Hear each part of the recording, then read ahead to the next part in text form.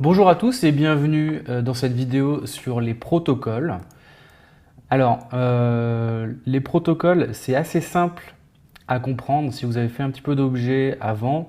C'est similaire aux interfaces de C++, ou même de PHP. Enfin, on va voir tout de suite de quoi il s'agit.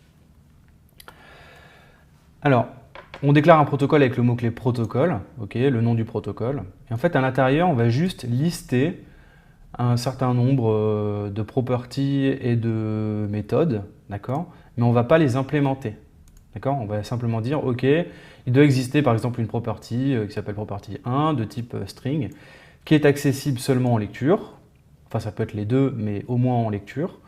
Une property 2, par exemple de type double en lecture et en écriture. Donc ça peut être des stored properties ou des computed properties, il n'y a pas de problème.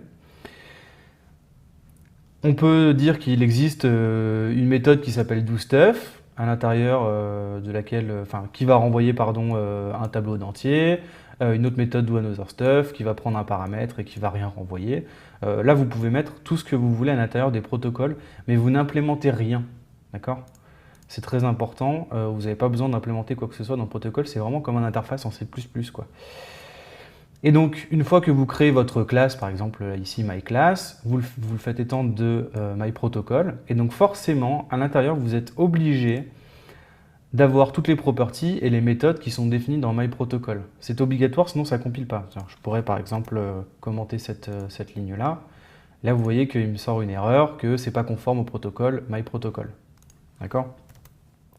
Donc en fait, ça garantit que toutes les choses qui étendent de MyProtocol ont ces properties-là et ces méthodes-là. Donc après, on peut s'en servir bien sûr comme un type à part entière si on veut. Ici, vous voyez que j'ai la variable myvar qui est de type MyProtocol, que je construis tout simplement avec myClass. Ok, il n'y a pas de problème. Et après, je peux m'en servir exactement comme si c'était un objet MyProtocol, quoi.